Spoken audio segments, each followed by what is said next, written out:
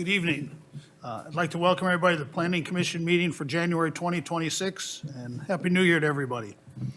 The Prince Edward County Planning Commission encourages citizens' participation in public meetings through in-person participation, written comments, and/or remote participation by calling 1-844-890-7777, access code 390313.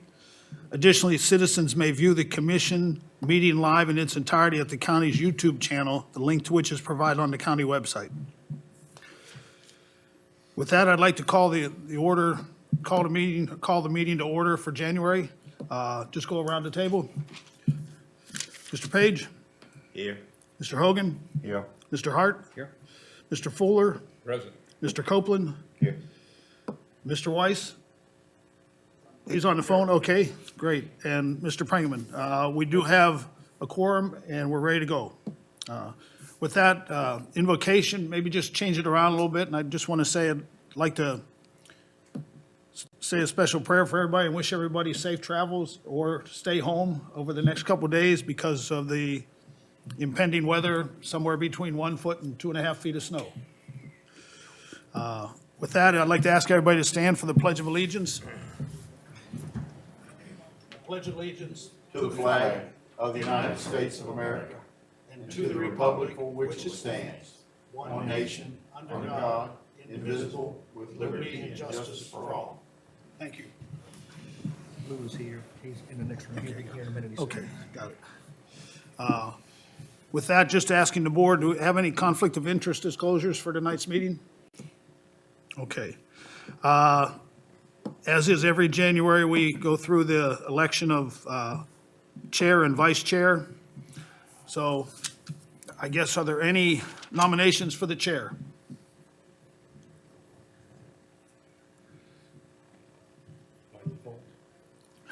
Need a motion. You need a motion. I move John Freeman. Do we have a second? Okay. We'll just go around the room then. Mr. Weiss? Yes. Okay. Mr. Page? Yes. Mr. Hogan? Yes. Mr. Hart? Yep. Mr. Fuller? Yes. Mr. Copeland? Yes. Mr. Pringerman says no, but I lost. Yeah. Jack does not happen to be with us, so as is typical when you're not here, you get nominated. So, but I defer to the rest of the board here. We're looking for a nomination for vice chair. Was Jack is the current vice? Yes, sir. Does Yes, he sir. want to stay as it? He said he'd be he happy said- to, unless somebody else wanted it. I'll nominate Jack. Okay, there, okay. Okay. Let's just go around the room. Mr. Copeland, Yes. Mr. Fuller, Yes. Mr. Hart, Yes. Mr. Hogan, Yes. Mr. Page, Yes. Mr. Weiss. And Mr. Pringerman, yes. Jack has virtually, by no choice, is now the vice chair again for 2026. With that, to set the day, time, and place of regular meetings, our meetings right now are on the third Tuesday at 7 PM.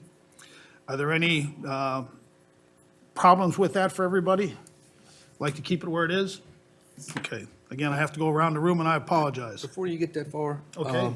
Notice in air, I put a note at your April meeting, if we have to have it, of course, we need an alternate date. And looking at it, what we've done in the past, when we had to meet, is we would meet the same week, but on a Thursday. Is that a problem for anyone? That would be the 23rd, looking at the calendar. Instead of the 21st, it'll be the 23rd. The board has this room for a budget meeting the same night y'all have. So is that a problem for anyone? April 23rd. Yes. Instead of 21. Instead of 21. We're not going to have 21 because this room is Got it. booked by the board. Okay. The other thing that the board did this year, that they did last year, that we didn't do last year, is set an inclement weather date. And so in the event of inclement weather, what they're doing is the Tuesday following the scheduled meeting, that if it gets snowed out or winter inclement weather. So Thursday. The same week. Thursday, the same week. Yes. Yeah. Does anybody have any problem with that? What we've done, on that, when we advertise a public hearing, and if we have inclement weather, it causes us not to have to re-advertise. We put it in the notice what the inclement weather date is, and like the February meeting, I'm just getting ready to run the ad tomorrow, and we're gonna put the date and the inclement weather date, and the notices go out. They'll have the same type of information. That keeps us from Have to re-advertise. re-advertising, and those ads cost us money. So, only in the event of inclement weather would you have to meet on the Tuesday immediately following, Thursday immediately following the regular Tuesday meeting. Same week. And we'll get a notification. You'd get notification ahead of, yeah, Okay. yeah. Does anybody have a problem with that? I would make that recommendation. That's what the board's been doing. Okay, I see no problem. Okay. Do you need a motion and second for that? My understanding is no. Yeah, we need to, Oh, do we? we need to go through each item, yeah, separate Okay. vote, so. Separate vote, okay. So date, time, place of regular meetings, and then the inclement weather We policy. did date and time already. Yeah. You Oh, need there a was no motion motion made? for all of it. Okay, motion for all. So looking for a motion for continue with the meetings on Tuesday at 7 PM, which would be the third Tuesday of the month, with the exception of April, which we'll have it on the 23rd, which is the Thursday. And then also, should there be a notification of inclement weather, we'll move the meeting from Tuesday to the Thursday of the same week. Do I have a motion? So moved. Okay, second? Second. Okay, we'll just go around then. Mr. Copeland, Yes. Mr. Fuller, Yes. Mr. Gilliam. Apologize for being late, yes. That's okay. Mr. Hart. Yes. Mr. Hogan. Yes. Mr. Page. Yes. Mr. Weiss. Yes. Mr. Pringerman, yes. Motion is passed. We can continue meetings the same time with the exception of the inclement weather and April 23rd versus the 21st. Just to get you update, Mr. Gilliam, on points 5 and 6, it was election of chair and election of vice chair. Congratulations on Yeah, both of those. you're You've been, Both. just kidding, you're okay. No, thank you. My Next other up, meeting is still going on, by the way. Really? They'll be going on when we get through here, I promise. We'll let you go back. Okay. would be the adoption of the bylaws. The bylaws started on page 4, and I don't know if you've had a chance just to look at them. There really are No changes no from last changes year. from last year, but we do need to have a motion to accept them as is, or if there's any changes from the board. I move to accept them as is. Okay, do we have a second? Second. Okay, let's go around the room then. Mr. Page, Yes. Mr. Hogan, Yes. Mr. Hart, Yes. Mr. Gilliam, Yes. Mr. Fuller, Yes. Mr. Copeland, Yes. Mr. Weiss, Yes. Mr. Pringerman, yes. Okay. Bylaws have been reviewed and accepted. Number 9 would be the adoption of rules of procedure for public hearings. And again, there's no changes from last year.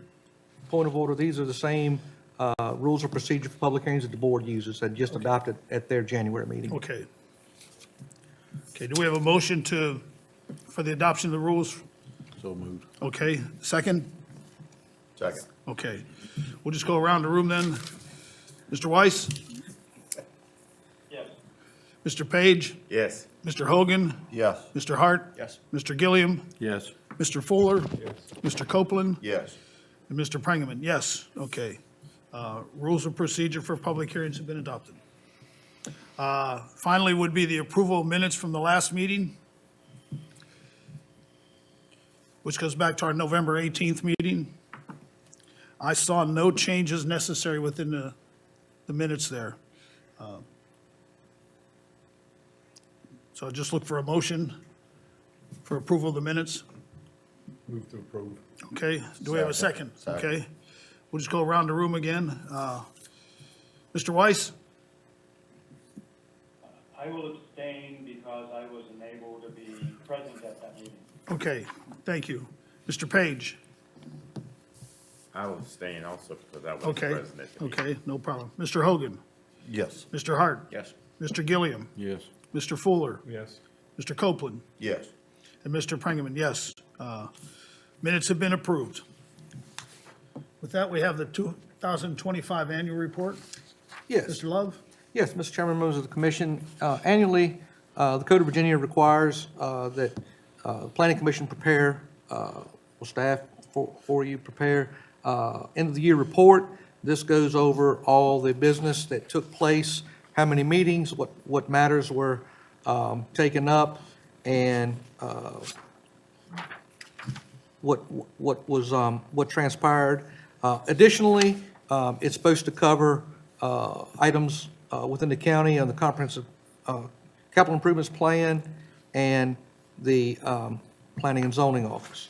So you had 6 regular meetings, you had 1 joint work session and 1 joint public hearing with the Board of Supervisors. That was for the adoption of the 2045 comprehensive plan that we worked on for about 18 months. You had 1 rezoning and 1 amendment to ordinances. Both of those are passed, of course. I'm going to just go down through the line. Okay. You've had a commercial kennel approved, commercial campground approved, a 80-megawatt solar site approved, the mini warehouse, which related to the rezoning, approved, 2 small community solars, the 5 megawatts approved, a restaurant in Green Bay, rural events center, a communications tower, and most recently, the board approved a 150-megawatt solar facility, which I'll talk more about in report of board actions. Robert, correct me. You said the 80 megawatt solar facility was approved. The minutes, or excuse me, the plan says that one was denied. Oh, I'm sorry, we got the 80 you're right, you're The 80, correct. okay. I apologize. We denied that. There was 1 denial. Got you. Thank you, I'm sorry. The 80 megawatt with BESS was denied. That's Got it. correct. Got it. Thank you for clearing that, Sure. for catching that. I had my finger over that. That was earlier last month, and like I said, I was going down through reading them, and you're correct. So of everything last year, other than that, The 80 megawatt. the 80 megawatt site, everything else, the rezonings, the ordinance amendment, and all the other facilities were approved. That was the 1 denial for 2025. I think I ended up putting a duplicate on your page. Page 30 and 31 ends up being the same. I gotta look at that, but they should be the same sheet. Okay. One of them should be blank. But I had 202 zoning permits issued. That was 3 more than the previous year. However, building permits, we were lower on the total number of building permits issued at 553. We were about 870 some previous year. Interestingly enough, as you can imagine, we had more commercial, we had 23 commercial jobs. Some of those had trades involved. We actually had more inspections Okay. for lesser permits last year than we did in 2024. That's just the nature of commercial jobs. Commercial projects like the Wawa, the Harbor Freight, generate a lot of inspection work. Under the new 2025-27 capital improvements plan, the animal shelter is currently in design phase. The SCBA air trailer was purchased and is being put into use. The convenience center site upgrade in Worsham was completed. The Prospect Tuggle site is in design. Verso, currently no action. The scale house replacement currently in design phase. Portos backup generator, no action. The VDOT revenue share program, the Manor project, which is a turn lane project, was approved. This is blank. Knox box, it's underlined, it's blank. There's no action on that yet. And the voting machines, no action. So that's all I have on that. At this time. I will say, having used the new recycling center at Worsham, well done. Yes. Yeah. Especially well done. You can understand where you're supposed to go in there, unlike the one out at Rice that's kind of. Have you been out there lately?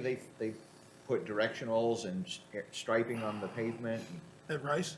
Yeah. The ones that, I typically go to the one at Worship, so that's good to know. Yeah, Rice is right down the road from my house. Yeah, I'm sure, yeah. The one complaint I have about Rice is they put grass around some of the cans and all the trucks just drive over it anyway. So my suggestion, and it's gonna go nowhere, is that pave it all, pave everything.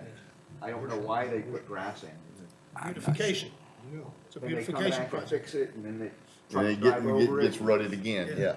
Anyway, whoever Yeah. passed that along, Worship's the one at Worship, Yeah. particularly well done. Amazing, I yep. was, On the I was Tuggle impressed. project, real quick, is that land been purchased or is that still, is that part of the design? I think that hasn't, I'm not sure on that. I just, yeah, I don't you see- say in design phase, so I was wondering, I don't see land sales, so I can't brief. If the county administrator was here, he probably I was could just brief you on that. curious, okay. Are you familiar with anything, Mr. Gillum, on that? I What- think what grass is out to is for aesthetics. No, I'm talking about the No, I'm Tuggle. talking about the Tuggle project. Oh, I don't know if they've done anything on it. I mean, it's in design phase, but I didn't know if it was at, I know it's not gonna be at that location. The last conversation was the road going into the landfill about privately owning it rather than the state maintaining Yeah, that's it total. coming up, Okay. but I'm not sure about that site. And I do apologize. That was I think a copy machine error. It was a duplicate page. That's my fault. But that's all I have on that. It doesn't require you to take any action. Just, I'll be passing this along minus the duplication to the Board of Supervisors so they know, what had taken place. And then, like I said, this goes with them at their meeting as a matter of information. Okay. That's all I have. Explain to me what this Knox box is. It's basically, when emergency services can come and they'll have it's a lockbox that they have either code, On the solar facility. it could be anything. Anything. We have it in Midtown. We used the Knox box program when we built Midtown all those many years ago. Yeah. And then when we did have a fire, the fire department just came in there and axed all the doors down and didn't even worry with the Knox box. We have one at our church. Yeah. It's We have one not at church. solely for, Okay. it's not solely, if a business comes in that needs, that has a fire, that they know they might have a fire Yeah. need, they could participate in the program. A We lot just of gotta lot of gated entrances to residential and commercial have those. And it typically what it does, typically it requires a special key. Like a universal type Yeah, key. it's a key for emergency services. They open that Knox box and there's either a toggle switch in there, a button, or whatever, so that automatically allows them access. A lot of times it's just for power outages too. If there's a power outage, gates typically won't work, and if anything should be a need for emergency services, anything, they can override it. That key is monitored for who used. Yes, exactly. Yeah, the key is a restricted use key. Yeah. The idea is to standardize the entrance rather than have a bunch of different keys or a bunch of different, and it's trackable as And well. it's also driven by county, so each county would have to have their own core to that box. And that's done through Knox. Knox puts a core in there, and then that key will work. And that's the controls made on that Knox box. But to answer your question, solar would be Yeah. a primary use of that Yeah. program as Remember well. That was one of the Yeah, discussions. yeah, Yeah, exactly. yeah, and all of our developers are very open to that. They're just waiting for us, Trey Powell, Emergency Service Director, is working on that program and that equipment. We haven't it's not ready yet to roll out. Anything else, Mr. Love? Not on that. Okay. We do have a public hearing on the agenda tonight, everyone. And Mr. Love, can you give us a little overview? Yes. County staff has been working I've been working with Mr. Powell on the P25 Public Safety Radio Project. It quickly became apparent that the county has very few existing towers of proper height. The ones that are here have equipment that's full at the height that the county needs. So during this review, we were examining and looking at the tower ordinance, which is in section 3-100.13 under miscellaneous uses. And we determined a couple things. The section was outdated and required revision, and it didn't give a path for anyone to build a tower any taller than 199 feet.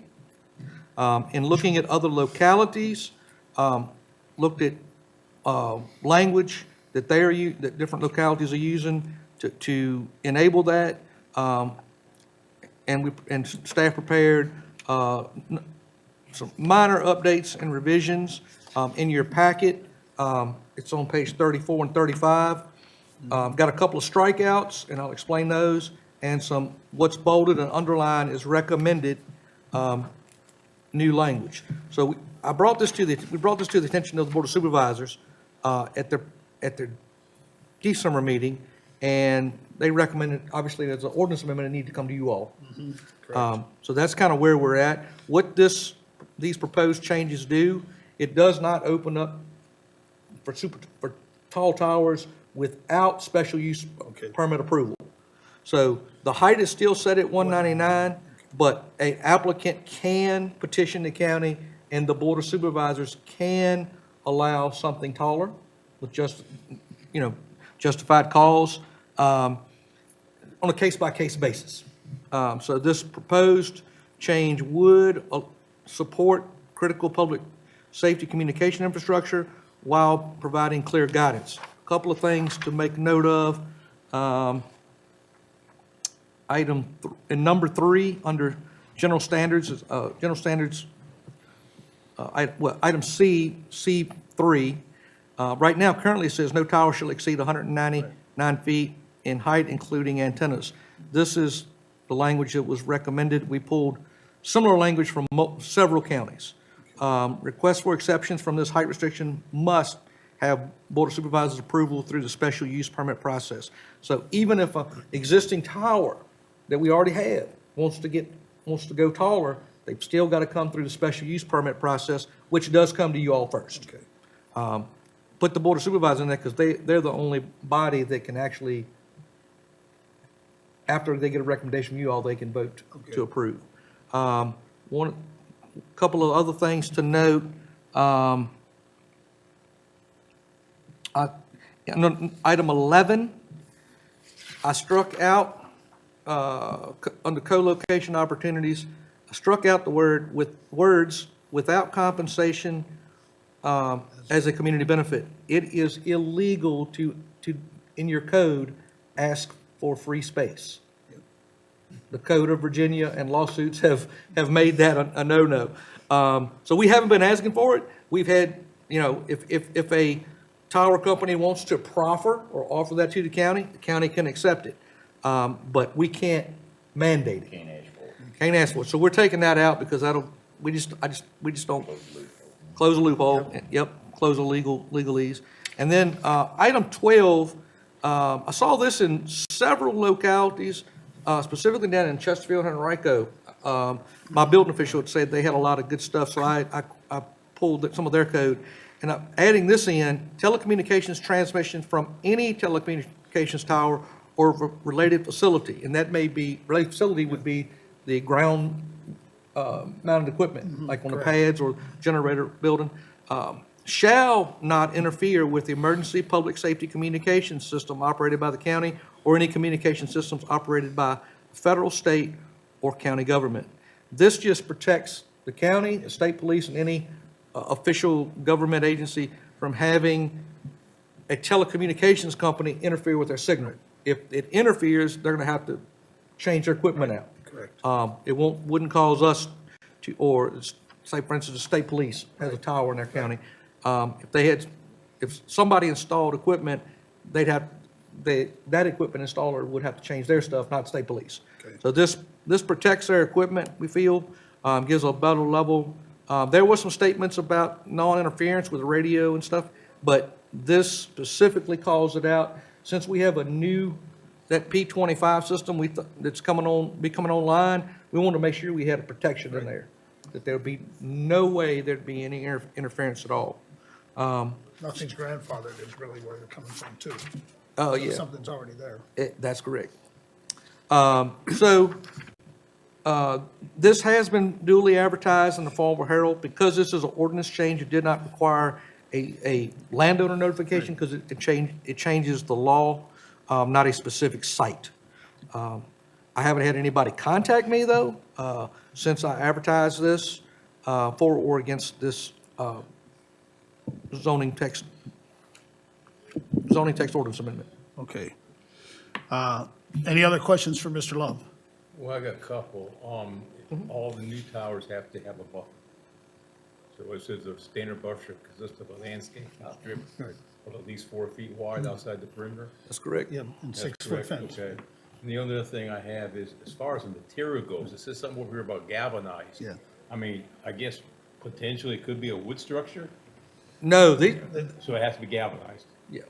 And can it be a tripod, can it be a pole, can it be 4 feet? It could 4 be- feet, I mean, 4, Yeah, it can Anchor be, points. it could be a lattice, it could be a monopole. okay, This language been in the code since I've been here. right. I think, I don't have a date on the last time it was amended, but this is, the only thing changing is the bolded, Right. under 3 and under 12, and of course, a strikeout on 11. I know there are some towers, older towers, that do not have trees around it, Yeah. but yeah, it's grandfathered. Yeah. The one that was just approved on SMI Way had a tree buffer already installed. Yep. If that tree buffer ever dies, it was under these rules, minus the additions. Yeah. They would have to plant if the landowner cleared. Right. I would, that one has been under this rule, these rules. These rules minus the 3 and the 12. Bold, yep. Yeah, Okay. what's in bold. But I do know there's at least there's one really old tower. That's not really old, but I mean, it's before my time, that doesn't have trees around it. Yeah. It's down on 15. There's a monopole that has trees, there's a 4-poster that, There's an abandoned one that where I had, it's not in active use, the one down there, 15 or what's that? yeah, I see, yeah. I think that's gonna get some equipment quick. But, yeah. Okay. Any other questions for Mr. Love? In the discussion, we was talking about, we can negotiate a figure Oh, yeah. Yes. using that Yeah. structure. We recently did that, Yes, and, Yeah.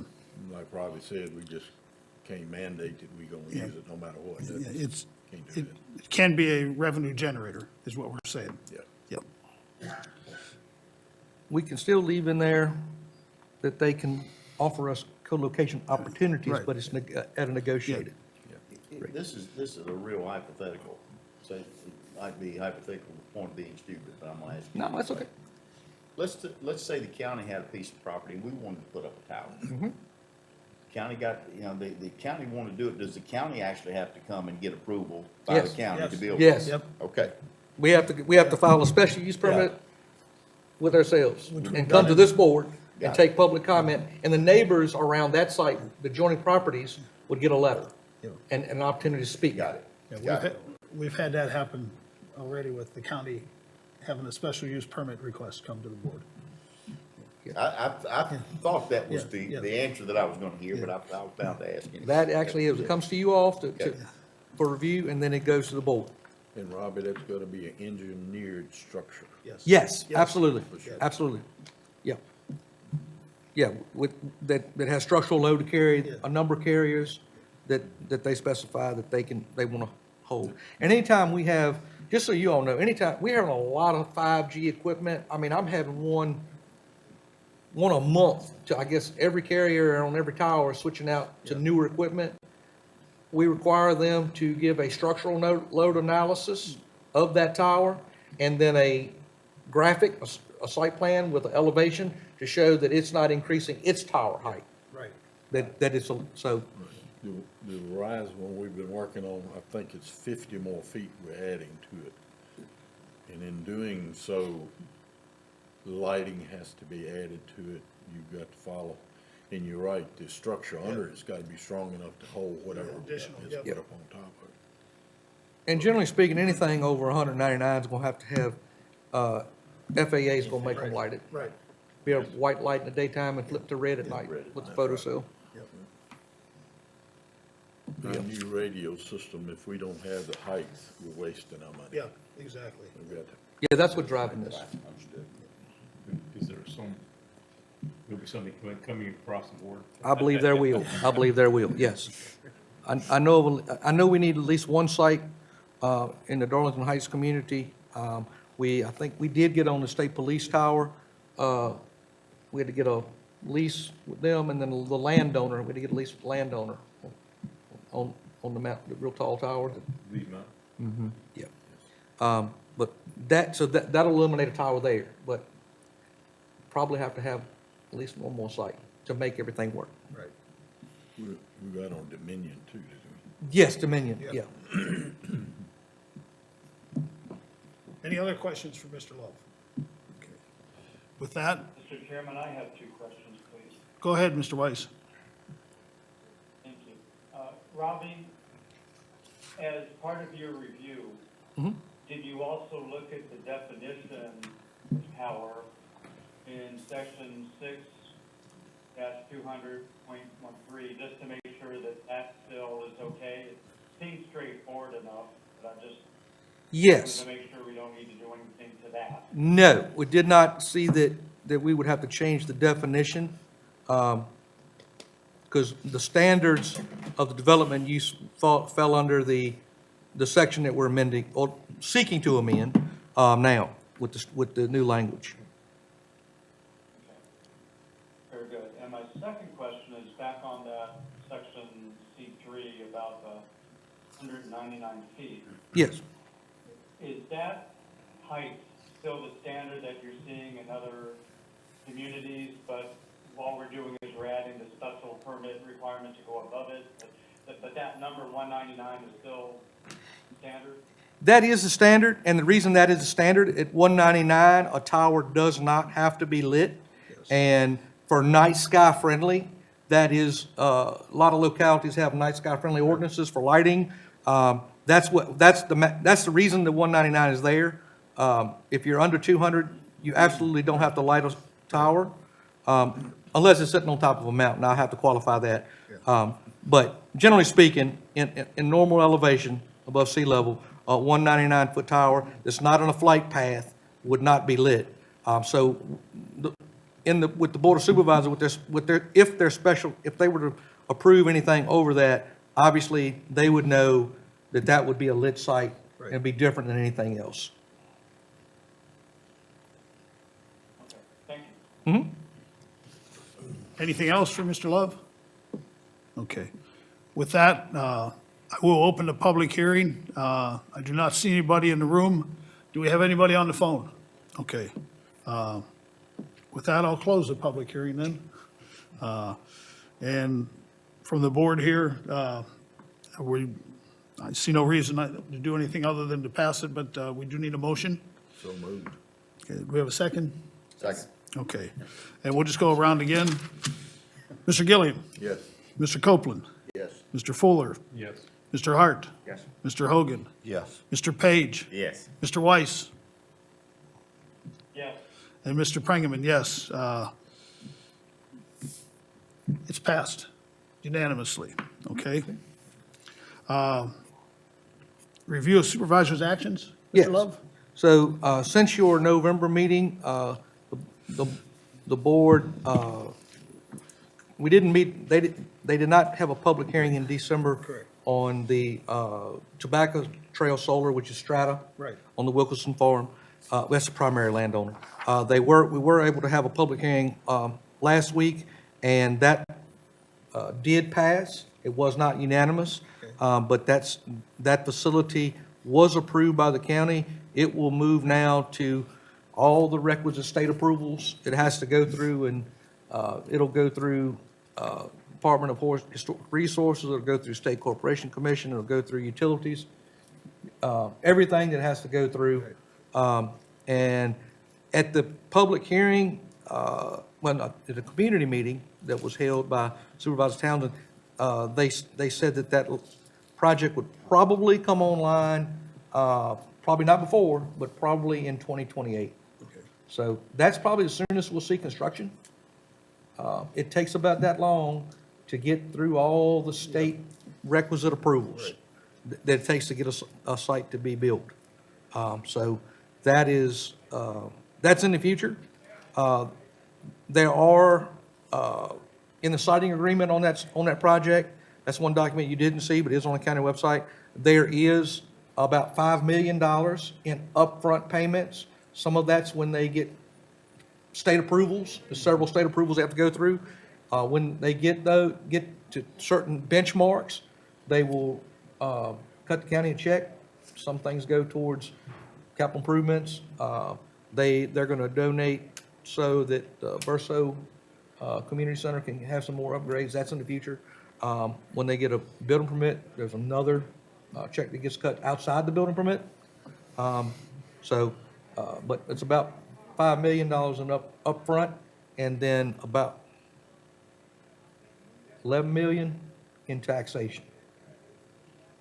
Outside, There is a positive. there is a positive, and that's on the equipment. Right. The real estate will go up as well. And I got some clarification on that, Ms. Gilman, fenced-in area.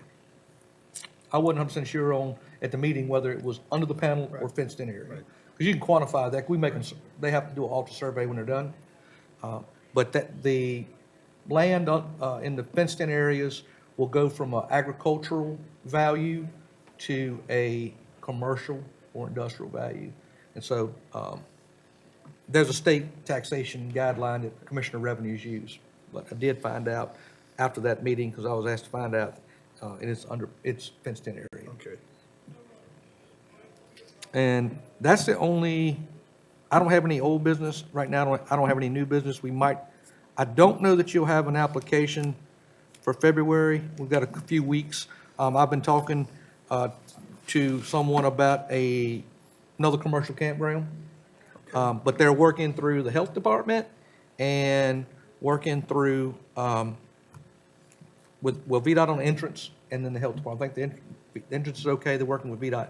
The health department. Also, actually, under kind of new business, we've got a new environmental health agent, AJ Austin. I haven't met him yet. We'll meet him Friday.